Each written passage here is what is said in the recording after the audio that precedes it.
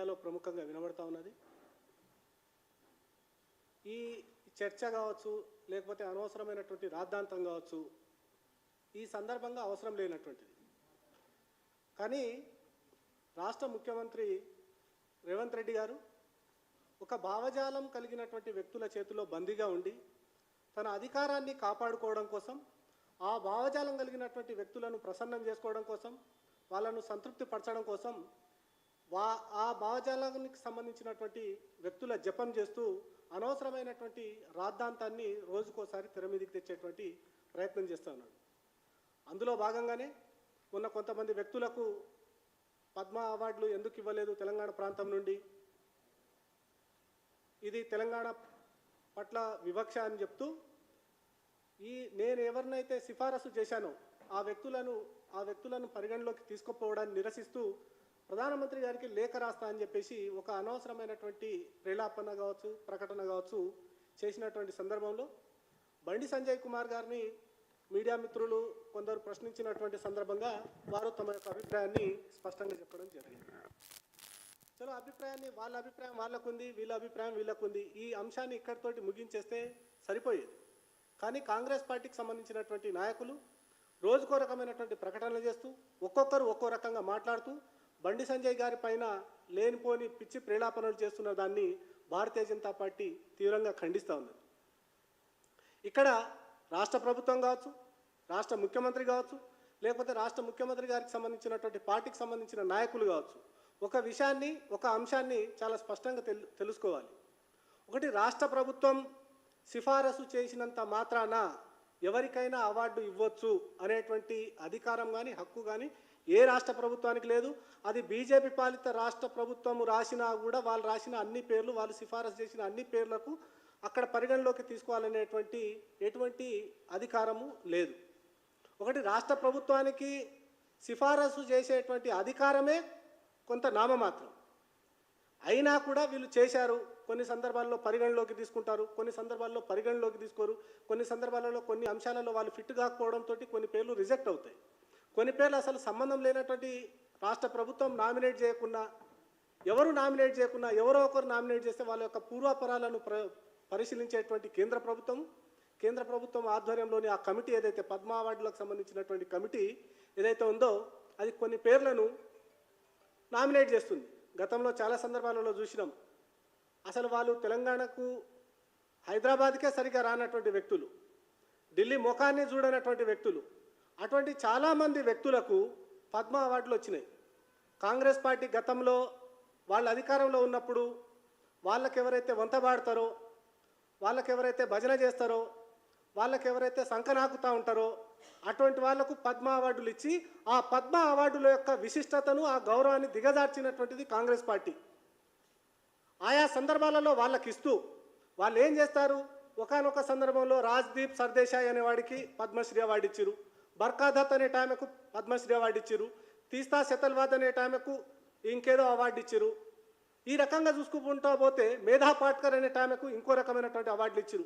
వీళ్ళంతా అవార్డులను ఇస్తూ చివరికి వీళ్ళని ఎంతవరకు దిగజార్చిరు, ఎంతవరకు ఉసిగొల్పిరంటే కేంద్ర ప్రభుత్వం భారతీయ జనతా పార్టీ 2014 అధికారంలోకి వచ్చిన తర్వాత ఏదన్నా ఒక రాష్ట్రంలో ఎన్నికలు జరిగితే ఆ ఎన్నికల సందర్భంగా ఈ కాంగ్రెస్ పార్టీ ప్రభుత్వంలో అవార్డులు పొందినటువంటి వ్యక్తులు ఎవరెవరైతే ఉన్నారో వాళ్ళందరూ అవార్డు వాపసి అనేటువంటి ఒక కొత్త రకమైనటువంటి డ్రామాకు తెరలేపారు. ఇట్లా కాంగ్రెస్ పార్టీ అనర్హులు ఎవరైతే ఉంటారో, ఏ రకమైనటువంటి అర్హత లేనటువంటి వ్యక్తులు ఎవరైతే ఉంటారో, ఎవరైతే తమ భజన బృందం ఉంటుందో వాళ్లకు అవార్డులు ఇచ్చి వాళ్ళ అవసరాలకు తగ్గట్టుగా వాళ్ళతోటి డ్యాన్సులు చేయించుకున్నటువంటి పార్టీ కాంగ్రెస్ పార్టీ. అటువంటి పార్టీ ఈరోజు గద్దర్కి అవార్డు ఇవ్వాలి, ఎందుకు ఇవ్వలేదా అని చెప్పేసి ప్రశ్నిస్తూ ఉన్నారు. ఎందుకు ఇవ్వద్దు, ఎందుకు ఇవ్వాలనేటువంటిది ఆ కమిటీ యొక్క విచక్షణాధికారం. అది నువ్వు ప్రశ్నించేటువంటి అధికారము రాష్ట్ర ప్రభుత్వానికి లేదు. అయినా ప్రశ్నిస్తున్నాం. ప్రశ్నించకపోవడంతో రోజుకో ఎమ్మెల్యే, రోజుకో మంత్రో, లేకపోతే ఆ పార్టీకి సంబంధించినటువంటి నాయకులు మాట్లాడుతూ ఉన్నారు. నేను ఒక్కటి అడగదలుచుకుంటున్నా కాంగ్రెస్ పార్టీని, ఈ వివాదాన్ని ఇప్పటితోటైనా ఫుల్ స్టాప్ చేయాలంటే, లేకపోతే ఈ వివాదంలో మీకంటూ ఒక క్లారిటీ రావాలంటే దుద్దిళ్ల శ్రీధర్ బాబుతోటి రేపు ఒక ప్రెస్ మీట్ వేయించండి. చలో గద్దర్కి అవార్డు ఇవ్వాల్సిందే, ఎందుకు ఇవ్వలేదని చెప్పేసి శ్రీధర్ బాబు గారితో అడిపించండి. లేకపోతే మీ పార్టీలో నారాయణపేట నుండి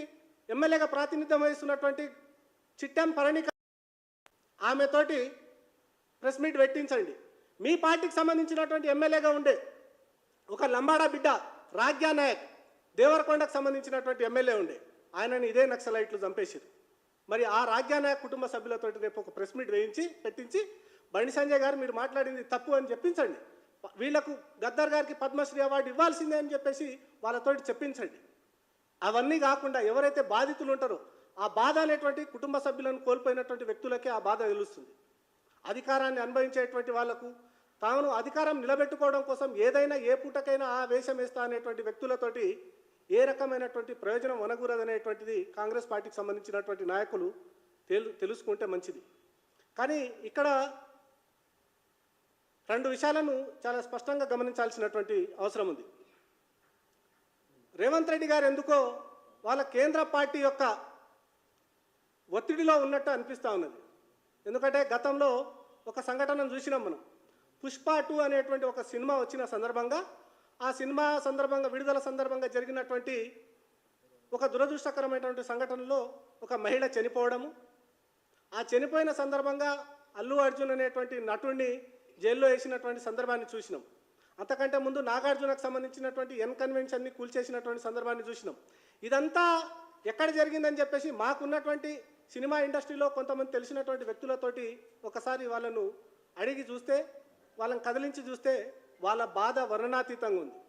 వాళ్ళు గద్దర్ అవార్డు అనేటువంటి నంది అవార్డు స్థానంలో గద్దర్ అవార్డుని ఇస్తామని చెప్పేసి రాష్ట్ర ప్రభుత్వం ఒక ప్రతిపాదన తెచ్చిన సందర్భంగా సినీ ఇండస్ట్రీకి సంబంధించినటువంటి పెద్దలు ఈ సినీ ఇండస్ట్రీకి ఏ రకమైనటువంటి సంబంధం లేనటువంటి వ్యక్తి పేరు మీద అవార్డులు ఇవ్వడము ఎంతవరకు సమంజసం అనేటువంటిది వాళ్ళు ప్రశ్నించి, లేకపోతే వాళ్ళ యొక్క తమ యొక్క అసంతృప్తిని తెలియజేసినటువంటి క్రమంలో వాళ్ళను తమ దారిలోకి తెచ్చుకోవడం కోసం, రాష్ట్ర ప్రభుత్వం ఆడేటువంటి ఆటలో వాళ్ళు పావులుగా మిగలడం కోసం, రేవంత్ రెడ్డి గారు చెప్పేటువంటి ప్రతి చర్యకు వాళ్ళు తలూపేటువంటి దిశగా వాళ్ళను తమ ఆధీనంలోకి తెచ్చుకోవాలంటే వాళ్ళ మీద కక్ష సాధింపు చర్యలకు దిగాలని చెప్పేసి రేవంత్ రెడ్డి గారు కక్ష కట్టారు.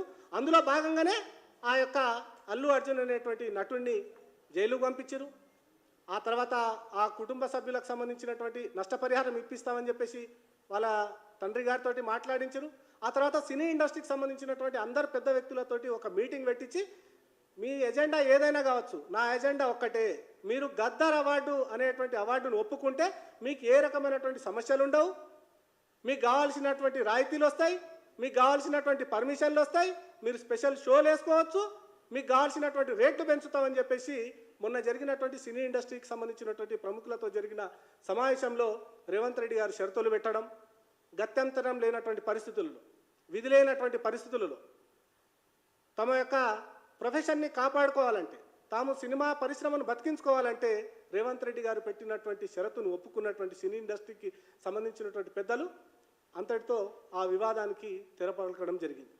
అంటే ఈ రకంగా ఒకవైపేమో వీళ్ళు ప్రజాపాలన అంటారు, ఒకవైపేమో ప్రజాస్వామ్య పాలన అంటారు, కానీ రెండో వైపేమో తమ దారికి వచ్చేటువంటి ఎవరైతే తమను వ్యతిరేకించేటువంటి వ్యక్తులు ఉన్నారో వాళ్ళని తమ దారికి తెచ్చుకోవాలంటే ఈ రకమైనటువంటి బెదిరింపులకు పాల్పడ్డము ఏ రకంగా సహేతుకమో రాష్ట్ర ప్రభుత్వానికి సంబంధించినటువంటి పెద్దలు కావచ్చు, కాంగ్రెస్ పార్టీకి సంబంధించినటువంటి నాయకులు కావచ్చు సమాధానం చెప్పాల్సినటువంటి అవసరం ఉంది.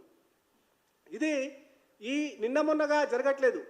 కాంగ్రెస్ పార్టీ అధికారంలోకి వచ్చినప్పటి నుండి వాళ్ళు విద్యా వ్యవస్థను ప్రక్షాళన చేస్తామని చెప్పేసి ఆ విద్యా కమిషన్ అనేటువంటిది ఒకటేసిరు. ఆ విద్యా కమిషన్లో ఉన్నటువంటి చైర్మన్ కావచ్చు, దాంట్లో ఉన్నటువంటి సభ్యులు కావచ్చు, వాళ్ళ యొక్క పూర్వాపరాలను పరిశీలించండి దయచేసి మీడియా సోదరులారా.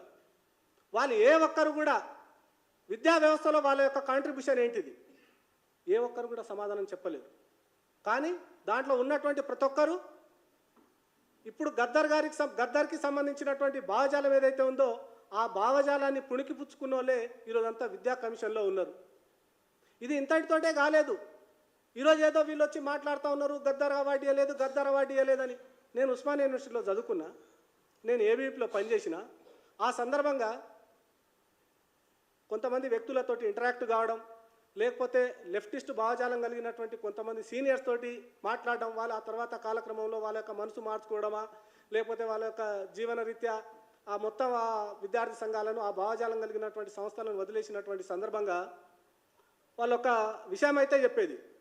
గతంలో రాడికల్ స్టూడెంట్స్ యూనియన్ అనేటువంటిది ఉన్నటువంటి సందర్భంగా దానికి సంబంధించినటువంటి సమావేశము ఉస్మానియా ఆర్ట్స్ కళాశాల ముందర పెడితే దానికి గద్దారు ముఖ్య అతిథి. ఆయన ఏమంటాడంటే తన యొక్క మగతనాన్ని నిరూపించుకోవడం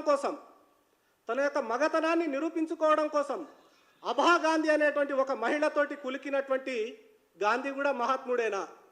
అతను మాట్లాడినటువంటి మాటలు కొత్తగా నేను అల్లినటువంటి కట్టు కథ కాదు, నేను సృష్టించినటువంటి ఏదో లేనిపోని పిట్ట కథలు కాదు. స్వయంగా గద్దరే ఆర్ట్స్ కళాశాల సాక్షిగా మాట్లాడినటువంటి మాటలు. తన యొక్క మగతనాన్ని నిరూపించుకోవడం కోసం అభా గాంధీ అనేటువంటి ఒక మహిళతో కులికినటువంటి గాంధీ కూడా మహాత్ముడేనా అని ప్రశ్నించినటువంటి వ్యక్తి ఈ గద్దర్. విదేశాలలో విదేశీయులతోటి పడక పంచుకునేటువంటి మాత, దాన్ని ఈ బీజేపీ వాళ్ళు భరతమాత అంటున్నారు. విదేశాల్లో విదేశీయులతోటి పడక పంచుకున్నటువంటి స్త్రీలను భరతమాత అని పిలిచేటువంటి బీజేపీ నేతలారా, సంఘ్ నేతలారా మీరు సిగ్గుపడండి అని చెప్పి పిలుపునిచ్చినటువంటి వ్యక్తి గద్దర్. అటువంటి వ్యక్తి గురించి ఈరోజు వీళ్ళు మాట్లాడడం ఏదైతే ఉందో అది నిజంగా సభ్య సమాజం అంతా కూడా తలదించుకోవాల్సినటువంటి సందర్భం ఇది. అట్లా కాదని వీళ్ళు ఇప్పటికైనా ఇదే మాట్లాడతాం, మేము చెప్పిందే కరెక్టు, మేము ఏది చెప్తే అది చేయాలి, మేము రాసిచ్చేటువంటి పేర్లను సిఫారసు చేసినటువంటి పేర్లను నామినేట్ చేయాలని చెప్పి మాట్లాడేటువంటి ప్రజాస్వామ్యం మీద గౌరవం ఉన్నటువంటి కాంగ్రెస్ పార్టీ నాయకులారా, కనీసం ప్రజాస్వామ్యాన్ని గురించి గద్దర్ మాట్లాడినటువంటి ఒక మాట, పందుల గుంపు లాంటి పార్లమెంటులో ఏం మాట్లాడుకుంటారా, రండి సాయుధ పోరాటం సాగిద్దామని పిలుపునిచ్చినటువంటి వ్యక్తి గద్దర్. పందుల గుంపు లాంటి పార్లమెంటులో ఏం కొట్లాడతారా, రండి అడవుల్లోకి వెళ్దాం, తుపాకీ గొట్టం ద్వారానే ఈరోజు రాజ్యాధికారం సాధిద్దామని పిలుపునిచ్చినటువంటి వ్యక్తి గద్దర్. అటువంటి గద్దర్ గురించి ఈరోజు కాంగ్రెస్ పార్టీ వంతపాడాల్సినటువంటి అవసరం ఏముంది? సరే, మీ భావజాలం కావచ్చు, మీకు నచ్చిన వ్యక్తి కావచ్చు, మిమ్మల్ని ఏం కాదనట్లేదు, మీరు ఎవరినైనా ఇష్టపడవచ్చు, నేను ఎవరినైనా ఇష్టపడవచ్చు. నా ఇష్టాలను ప్రశ్నించేటువంటి అధికారం నీకు లేదు, నీ ఇష్టాలను ప్రశ్నించేటువంటి అధికారం నాకు కూడా లేదు. కానీ నీ ఇష్టాన్ని నా మీద రుద్దుతా అనంటే మాత్రం చూస్తూ సహించేటువంటి పరిస్థితి కావచ్చు, చూస్తూ సహించేటువంటి వ్యక్తులు ఇక్కడ ఎవరు లేరనేటువంటి విషయాన్ని కాంగ్రెస్ పార్టీకి సంబంధించినటువంటి నాయకులు తెలుసుకోవాలని చెప్పేసి ఈ సందర్భంగా గుర్తు చేస్తూ ఈ వివాదాన్ని ఇంతటితోటైనా ముగింపు పలకండి.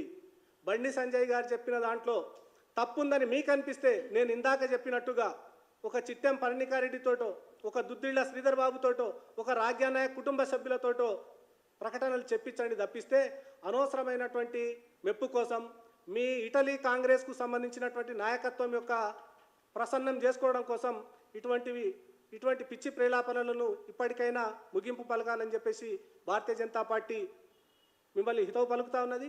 అట్లా కాదని ఇప్పటికైనా ఇంకా ఈ అంశాన్ని ముగింపు పలకకుండా బండి సంజయ్ గారి మీద లేనిపోని ఆరోపణలు చేస్తే మాత్రం మీకు తగిన గుణపాఠం చెప్తామని చెప్పేసి ఈ సందర్భంగా హెచ్చరిస్తా ఉన్నా. కొప్పు భాష గారు మాట్లాడతారు.